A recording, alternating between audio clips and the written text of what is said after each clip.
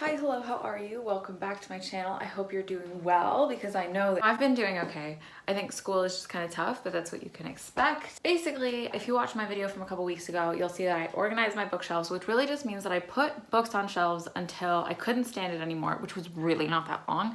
And so I have my shelves kind of like set up, but I don't really like them. So I think a lot of that has to do with the fact that I'm kind of holding on to, hoarding a whole bunch of books that absolutely have no sentimental value for me. And so what I'd like to do today is, in an attempt to feel something, I'm gonna go through all of my books and actually decide whether or not I want to keep them, and then hopefully have like a nice big stack of books to unhaul by the end of this video. So we can get started with these books up here. I think this is probably the only shelf that'll stay the way that it is. Right now I have Chain of Iron up the top because that's what I'm reading right now. And then here I have my like special editions. So I have this like flexi-bound The Awakening. Like I love The Awakening, it's one of my favorite classics. I'm not super hot on the flexi-bound edition, but like I think this one's pretty because it's in like yellow and it has like a nice cover. I have some flexi-bound editions that are literally gross. So this is better than that. So I'll take it. I have Moby Dick. Then I have this like, I need to move this. It's supposed to be decorative and I'm just like throwing it around. It's so silly. I have this Mark Twain leather-bound edition, but I don't have any intention of ever reading this. And it has like gilded edges, and I know I spent like $50 on it at the bookstore, but like I kind of have no interest in having this because it's like not even like that pretty. Like it's very clearly like a replication. Like it's not an original classic, or like, you know, in the 80s they did a whole bunch of really cool reprints of classics and they did them like leather bound, and those look stunning. This, like, you can tell that it was printed in like 2019. So I think here we have it, my first unhaul. Oh, I already feel pretty much the same. So that's underwhelming. These are like Barnes & Noble classics. I like these a lot. Sherlock Holmes and the Phantom of the Opera. Then I have this, see, like these are the like 80s reprints where it's like, see, like the spine is sick and then there's this like 80s pattern, which is like a little bit of a bummer, but like these spines are so cool. Like I think this is much more interesting than this, like with like this weird font thing going on. So this is a keep. Then I have Harvard classics, which I quite enjoy. And then my like copies of the Divine Comedy. These are like absolutely stunning. They're like illustrated on the inside, like chef's kiss. Wouldn't give these away for the world. Then I have an annotated and illustrated Brothers Grimm. That's like not leather bound, but like it kind of fits with like the vibe. Then moving down to my cloth bound classics, Great Expectations, Jane Eyre. These are in the like Penguin classics, which all things considered are like not the prettiest classics, and they're also like not well made. Like, don't shoot the messenger. Like, I know like they're stunning and they have like so much sentimental value because when I was a kid I would see these in bookstores and I'd be like, that is the pinnacle of a pretty book. So like once I became an adult, I like obviously wanted to buy all of them. But the thing is, like for hardcovers, like they're pretty poorly made. Like the spine is glued and not sewn, which means that the hardcover doesn't fall straight on its back, right? Like if I open this hardcover, like see how it opens like flat? It's because it's like the binding is sewn or like glued more loosely. See, this one is, this Moby Dick is sewn and it like like I don't have to put any kind of pressure on it and it'll open. Whereas for these guys, like you really kind of have to like break the spine, and also the like printing on the cloth is really fragile. I have a copy of Oliver Twist, you know, somewhere, and it's white with the green clocks on it, and basically all of it is just like gone. Like they got decimated. And I have a copy of Madame Bovary as well in this edition that also just got like totally wrecked. So they're super nice if you intend to like never touch them and never read them, but like I won't be getting rid of them because I have like quite a substantial collection of them. Like once I put all my books together, like I have quite a few, but I don't think I'll be like continuing to collect. Silly little fairy lights. I like unwound them from my bookshelf and like I want to put them back on, but it's gonna take 5 minutes. It's asking a lot of me. So I'm gonna put those aside and pretend that they don't exist. Then I have my like Oxford classics, which are like, you know, just like pretty basic cloth bound books. They have like cute quotes on the back. I mostly collect these because it was the only edition of Frankenstein I could find at the Barnes & Noble I was at like one time. And then I started seeing the other like Oxford classics and I was like, well, I already have one. I might as well collect them. You see where the hoarding mentality comes in. It's bad. Yeah, I was gonna justify it, but it's bad. Then I have this Sense and Sensibility. I actually got this in middle school as a prize for my academic achievement. So this held like so much sentimental value, I would never ever get rid of it. Then I have like a Faulkner cloth bound. I got that in Paris, not getting rid of it. Virgil and Ovid. It's in the original Latin. And guess who never learned Latin? That's right, me. Me. Because I really told myself, I'm gonna learn Latin while I'm at Stanford. I'm really gonna take Latin classes. And then I just like didn't, because I realized I would be learning Latin with an American accent. And I was like, I can't do that. Like, I can't do that. So I'm like too snobby for American Latin, turns out. So I never learned it. So this is kind of a dead weight, but like I also like don't want to give up on that dream, because in my fantasy for myself, I am that bitch who's taken like 10 years of Latin and can read the Aeneid in the original. So, you know, we'll see. My expectations for myself are pretty low, but I want to keep it, you know. I'm delusional. Then I have these illustrated editions of The Secret Garden and The Little Mermaid. I absolutely love these. I think they're so fun. I love these. I wouldn't get rid of these. Then we have this little guy, which is a special edition of Little Women with this like laser cut overlay. And you know what? I don't like this book. I don't like Little Women, and this like overlay is so difficult to take care of. Like, it always wants to like rip. I have to be so careful with a book that I don't even like. And like, it is pretty. I don't know. I think I might like resell it, because it is like a limited edition. Like, it has a print number. Like, this is book 4,501 of 10,000. So like 10,000 books is kind of like a large print. Like, they're not really fooling me. I don't want to be its steward anymore. It's a little bit too much work for me. Wow, 2 whole books, 2 shelves and 2 books. Hello, you've been moved to a new precarious location. Hopefully this works.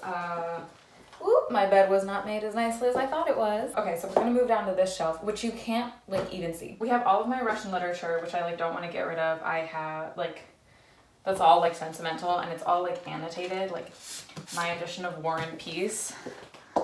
I'm not getting rid of these annotations. I paid literally thousands of dollars to have a professor explain this book to me. Definitely keeping this. I think I definitely also want to reread this eventually, because it's the kind of book that I hear like only gets better with age, and the more times you read it, the deeper your understanding becomes. So like, want to keep that. And then obviously if I'm keeping War and Peace, I have to keep all of the rest of my Russian literature, because if I'm going to reread War and Peace, I have to reread the entire canon so that I can be fully immersed in it. The crazy continues. Then I have a whole bunch of poetry. This should be in my fantasy section, but one of my subscribers very generously gifted this to me, which was so nice. So I'm gonna read Jade City soon. I guess like I'll put that on my like fall TBR. I'll probably make a video of all of the like sad girl autumn books that I wanna read, and this is like definitely on there.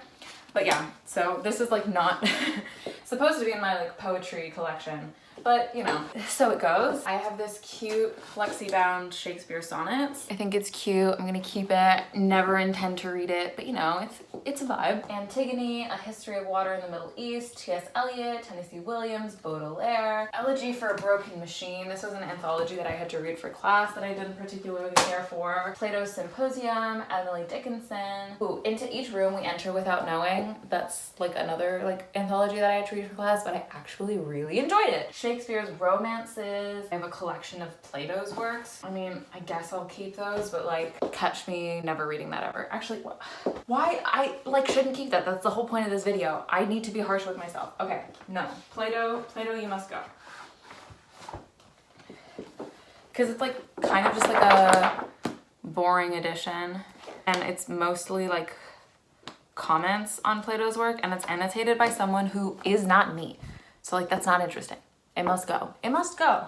Welcome to the ground. Okay, we'll hang out here. Let's see. To Have and Have Not. It's my favorite Hemingway. It's the only Hemingway I actually like. So that's staying. No Fear Shakespeare. Should I keep these when I can read them online? Yes, because I don't like reading things online. And if I ever actually want to read Twelfth Night, it's going to be this way. So I actually think the best way to like read Shakespeare is to have like the No Fear Shakespeare and also like watch the play like in a recording.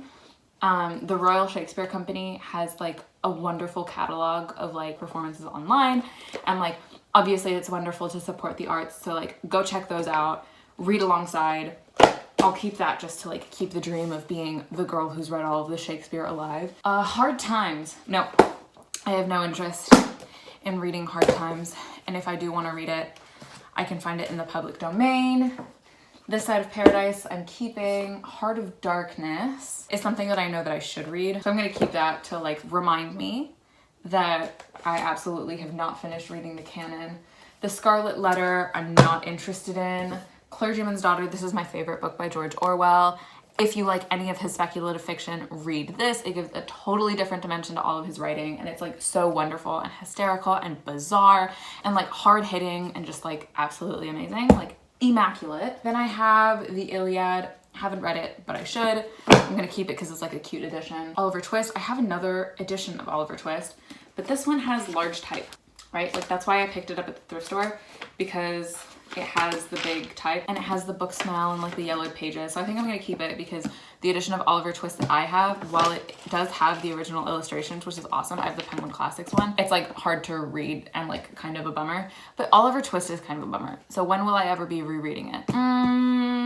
Okay, I'm gonna get rid of it. I'm gonna get rid of it. I'm getting rid of it. I don't need 2 editions of Oliver Twist. I'm never gonna reread it. I didn't enjoy it. All right. The Plague, Albert Camus. If you haven't read this yet, go like sprint, read it. I understand that COVID times are like coming to an end, but it's an interesting way to like reflect on like the impacts of a pandemic and like the way that we treat other people, the way that we treat ourselves, and like the idea of having like a human spirit and like what that means in terms of like suffering and madness. Like it's absolutely beautifully written and like so compelling as all Camus is. So like would recommend, absolutely will keep. A Tale of Two Cities, I must keep. I absolutely loved this in comparison to Oliver Twist. And this is the edition that I first read from. Like I really enjoy it. I love the cover too. Like, oh, beautiful. 1984, must keep. The Great Gatsby. I think this is this my edition from high school? Yeah, it is. Look, I have my cute little like color coding. I basically like underlined for like different characters for like studying character growth. That's cute. I like it. I have to keep that. That's such a cute like time travel back to when I was 17. War of the Worlds. I hated this book. I thought it was stupid and boring. I mean, mostly because the movie I watched when I was a child and it scared me out of my mind. Like absolutely freaked me out. Did not enjoy. And so I was expecting something like similarly riveting. And most of it was describing like the shortage of food and how he couldn't get bacon. And I was like, I cannot believe this is what I'm reading. So like I DNF'd this about halfway through. Also, it's missing a back cover. So like it's kind of a vibe, but also at the same time, not the vibe that I want in my space. Goodbye. George Orwell, Homage to Catalonia, must keep. Orwell's my favorite. I'm an absolute simp for him. I'll keep anything that he's written, even if it was boring, just because I kind of like having the whole collection. Then I have Les Mis. This is an abridged version, and I believe that I do actually have an unabridged version. So I probably shouldn't keep this, even though, wait, when's it from? Because if it's like a vintage edition, maybe I should keep it because it looks kind of old. Nah, it's from the 60s. I feel like someone else would enjoy this more than I do because I just don't want to be collecting books for the sake of collecting books. I have a better edition of Les Mis, so this doesn't make that much sense for me to have. Camus, The Outsider. I think I have another edition of this. I definitely have this in French, but actually no, I think I should keep this in English just so I can have the translations because the differences between the original French and the English are like absolutely insane. The like implications of language, especially in like such a subtle instance, are like absolutely riveting to like examine. So I do kind of appreciate being able to have them side by side. Call of Cthulhu and Other Weird Stories by H.P. Lovecraft. It's one of the like, they did like special editions of these Penguin Classics with these like fun illustrations on them. And I think there's only like, I think it's 12 of them and I have 2, I believe. So I might as well keep it, but it has deckled edges, which I don't like. I don't like the way that it feels on my hands, but I mean, I'm keeping this mostly for aesthetic reasons, just to like have part of the collection. Oh my God, and it was $18. Must keep. Absolutely love. One of the like books that has changed my life. Absolutely, absolutely go and read. The cover says the best book you've never read, which is like, or the greatest novel you've never read. Like, and I can't agree more. Like, it's absolutely stunning. Must read, must keep. Agatha Christie, The Hollow. I've never actually read any Agatha Christie. I actually got this at a street book vendor in Santiago, Chile, because I was with my mom and I was like, oh, I've like run out of stuff to read. And like, this was one of the only English books at this book stand that I recognized. And I was like, Mamita, you must buy it for me. And she was like, are you gonna read it? And I was like, yes. Guess what? I didn't. But like, I would feel like I would be betraying her if I didn't eventually read this. And I think it would be like cute and nostalgic to like revisit that trip that I took with her to Chile by reading this book. But yeah, very cute, will keep. Handmaid's Tale, I actually want to get rid of this. I read it and I didn't like it. Hot take. I think the ideas that she's exploring are interesting. The fact that she wrote this like when she did and was like way beyond her time, incredible. I just wasn't like I just didn't enjoy the writing style, and I don't think that I would ever want to reread it, which is a bummer, right? Like intellectually I thought it was interesting. As a piece of writing, not my taste. We'll be giving that one away. The Catcher in the Rye, must keep for the incel vibes. Like if this is your favorite book, you're literally insane, and I kind of love it for you. But yeah, I guess I'm a phony and I want to keep it. Cannot get rid of this. King Lear, more No Fear Shakespeare. Already went through that whole thing about why I have to keep it. Picture of Dorian Gray. I have another edition of Picture of Dorian Gray that I like more, but oh, this one's annotated. This one I annotated myself. All right, then I kind of have to keep it. Art, like nature, has her monsters, things of bestial shape and with hideous voices. The husbands of very beautiful women belong to the criminal classes. I like can't get rid of this because it has all of my favorite sentences underlined. Will keep, even though I have like a nicer special edition of Oscar Wilde with my brother. And then Kurt Vonnegut's Slaughterhouse-Five, also annotated. It was the craziness of a young man dying with his shoes full of snow. Like so poetic and heartbreaking, but hilarious at the same time. Like definitely one of my favorite classics. Got me back into reading, pulled me out of a reading slump, made me believe that reading the classics could be fun. Love, love, love this, would never get rid of it for the world. All right, last shelf, I promise. Whoop, you can see my messy schoolwork. We have The Stand by Stephen King, which I refuse to get rid of because someone once told me it's Stephen King's best work. And I like have no intention of reading it in the near future, but I might get back into King. So like, I'm just hedging my bets that one day I'll be interested again. Ninth House, I'm keeping because my roommate wants to read it. Imaginary Friend, this is actually a signed copy because Stephen Chbosky came to Kepler's bookstore and like I saw him talk, and he talked about Percy being a wallflower, and he talked about the process of writing this book, and like, but yeah, he wrote Svenya, my real friend from Menlo Park, Stephen Chbosky, and then he like signed it. So like can't really get rid of that because it has my name in it, and like it's a nice memory. Like I went with a friend, I don't really want to get rid of it. Whoop, messy schoolwork. You're getting in the way. A Game of Thrones. It is the only one that I own, and I didn't really like it, but like I'll probably keep, I'll keep it because it's like kind of like a core piece of my fantasy collection. City of Brass.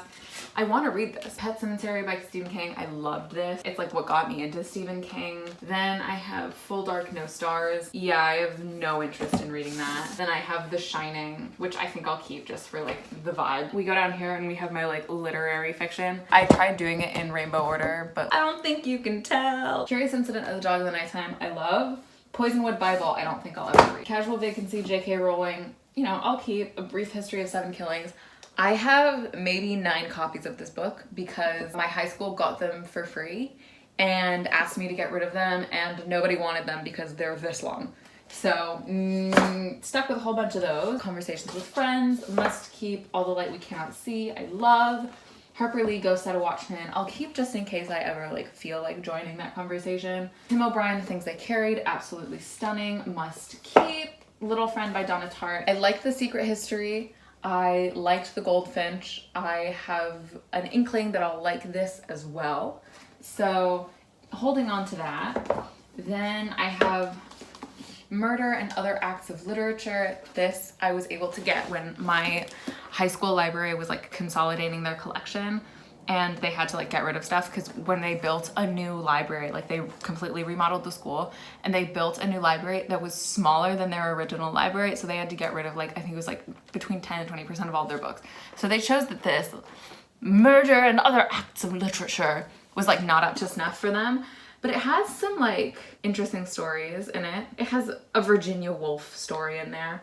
It has like Gabriel Garcia Marquez, Rudyard Kipling, William Faulkner. You know, like it has the name drop. It's like worth keeping if I ever want to do like a spooky readathon, like short story kind of thing. Then I have Mexican Gothic, which if you saw my last video, you'll know that I started. And guess what? I didn't finish it because it sucked. Yeah, I was just like not captivated by it. I didn't want to keep reading. I was consistently bored and not engaged by the plot. Like I just don't think tension was built well enough. And I was like, okay, that's not for me. Then we have The Shadow of the Wind by Carlos Ruiz Zafón, another one of my favorite books of all time. Couldn't get rid of this. Then I have like the prequel to that, but in Spanish. I have the first Harry Potter book. I've annotated it, so I'm not getting rid of that. And then Illumine is like kind of on my TBR. Like it like had so much hype on booktube and I never read it, so I'm like, it would be kind of a shame to get rid of it. Like, I'm so basic, but I like can't get myself to rid myself of it. And then I have the 8th Wheel of Time book. It's my only Wheel of Time hardcover, and I will have more. I will find more. It's just so hard. All right, so I have everything in front of me. I'll go through kind of rapid fire the ones that I haven't talked about yet that I'd already decided to unhaul. I have Native Speaker by Chiang Rai Lee. It just like wasn't for me, and I don't think I'll ever reread it. Thousand Splendid Suns, loved it. Same author as The Kite Runner. Beautiful story, just once again, don't think I'll ever reread. Strangers Drowning, had to read this for a class, did not love. Everything is Illuminated by Jonathan Safran Foer. Like, I've tried to read this book maybe 5 times, never got through it. Absolutely don't think now is gonna be the time. A Lucky Man by Jamel Brinkley. It's like a collection of short stories that I had to read for class. None of them really stuck with me, and I don't think I'll ever read the whole anthology like back to back. So there she goes. This is the 3rd Lord of the Rings book that I have. It has like the movie cover, and it's the mass market paperback, so absolutely not the fantasy. She's leaving. Then I have like another novella basically that I had to read for school. Signs Preceding the End of the World was interesting, but like I don't think I'll ever pick it up again. Golden Compass, I have like a full set of these, and I also like don't like his dark materials, so don't need this bad vibe in my life. The Book Thief, love this. Was one of my favorite books as a child. Reread it last year, still brought me to tears, but I have like a different edition of it elsewhere. Then these are like 2 flexi-bound books that I have that I just like hate. Like these covers are so ugly. I have The Strange Case of Dr. Jekyll and Mr. Hyde. Like, I hate that. I don't know what came over me to compel me to purchase this, but I would like to remove it from my life. Then I have Dubliners and A Portrait of the Artist as a Young Man and Other Works.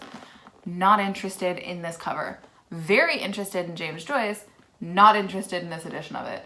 So like, will be getting rid. Brother, I'm Dying by Edwige Danticat. Another like beautiful book that I just don't think I will ever pick up again. Then I have T-Rex Trying, Unfortunate Trial of the Tyrant Lizard King, which was a gift of my brother's high school girlfriend to him. And yep, don't need that. I'm gonna take the dedication out. I'm gonna take the little card out so that I can unhaul this without anyone having to read the uncomfortable sappiness that is the remnants of a high school relationship. I have A Prayer for Travelers by Ruchika Tomar, another book that I read for school that I did not love. The cover is cute. The book wasn't my favorite. And then Watchmen, I have the like illustrated comic. Maybe I'll keep it because it is like kind of a vibe. Oh, I'm not supposed to keep these things, but I will. I have space on my fantasy shelf since I got rid of something else. Oh my god, this is too tall for that shelf. Are you kidding? By like a millimeter. Wow. All right, well, I'll just put it down here with all my other yellow things. But yeah, and then I have all of the other books that I'm unhauling, and let me count how many there are and I'll let you know. 28 books. I'm unhauling 28 books, which I think is like pretty significant. Like it's a substantial pile. Like I'm not sure exactly what I'm going to do with them. Like I will try and sell the special editions if I can, because I don't necessarily just like want to drop them off at a thrift store where they like might not even be like put on the shelves and like displayed. Like I kind of want to make sure that they actually get into someone's hands and don't just go into a landfill, because that would be like a horrible shame. So if any of you know a good way for me to do that, let me know. Also, if there are any of the books that I mentioned that I'm getting rid of that any of you want, let me know. And if you live in the US, we can talk about like potentially sending them to you. But yeah, like the most important thing for me is that like these books, like they're all wonderful. My home was just not the permanent home for them, and I'm looking for a place where they would be like treasured and valued more so than they are here. So if that's you, let me know and we can talk about a way for us to get these to you. But thank you so much for watching. As always, it was such a pleasure to hang out, and we had quite a productive hangout sesh today. So I'm really happy that you joined me, and if you liked this, please like and subscribe. It really helps the channel out. And with that, I'm really looking forward to seeing you guys next time. Bye.